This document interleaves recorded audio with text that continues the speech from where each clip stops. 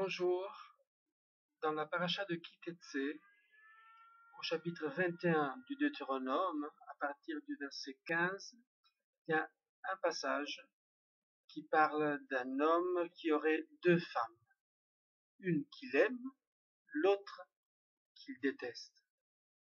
Or, cet homme a des enfants, et le premier-né, donc l'aîné, c'est l'enfant, la femme qui n'est pas aimée, la femme qu'il déteste. Et la Torah interdit à cet homme de remplacer cet enfant par l'enfant de la femme qu'il aime, à qui il donnerait donc une portion double de l'héritage, comme c'était la loi pour le Bechor, pour le premier-né.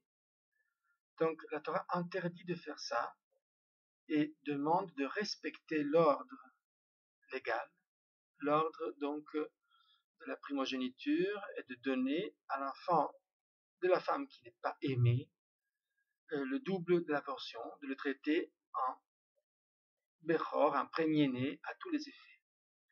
C'est particulièrement intéressant si nous pensons au fait que dans la Genèse, dans Bereshit, nous trouvons plein d'histoires qui constituent en fait un véritable fil conducteur. C'est un des thèmes de la Genèse.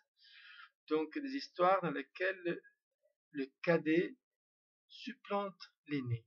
C'est le cas, bien sûr, de Yitzhak et Ishmaël, Yaakov et Esav, de Yosef avec ses frères.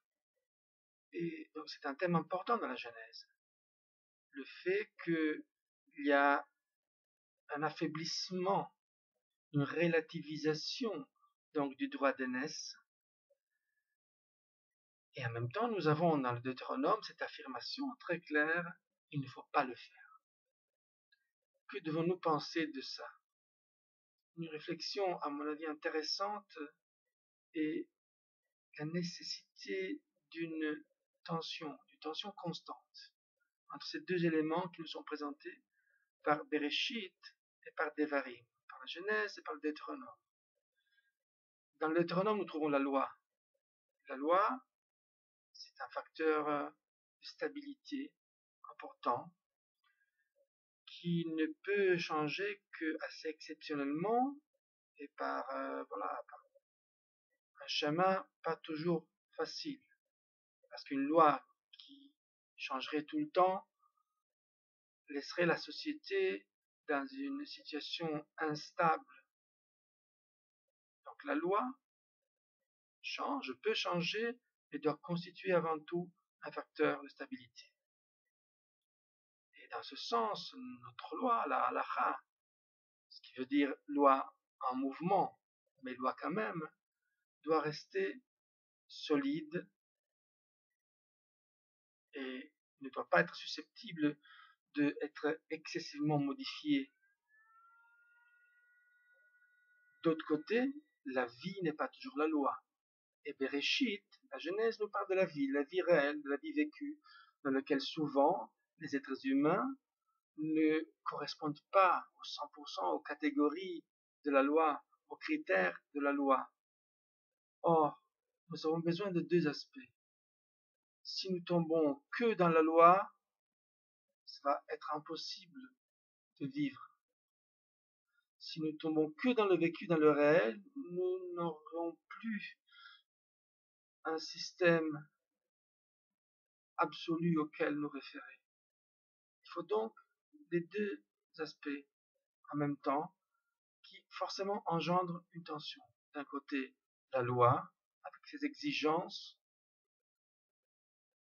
et de l'autre côté, de l'espace, de la place pour le vécu réel, qui est vécu par des êtres humains réels, qui, encore une fois, pas toujours correspondent aux exigences et aux critères de la loi.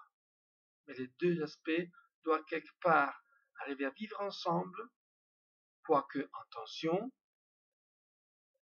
et à animer notre vie aussi bien individuelle que collective. Je pense même que c'est un facteur important de la vie juive que de trouver un équilibre parmi ces deux composantes. La Torah nous dit par rapport aux mitzvot, vechai bahem, et tu vivras dans ces choses que je t'ordonne.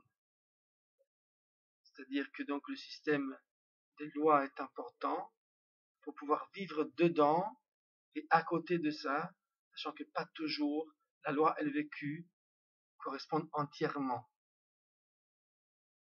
Ce n'est ni mal ni bien, c'est une réalité qui doit être gardée à l'esprit régulièrement et qui est important pour notre survie individuelle et collective. Merci. Shavuot Tov.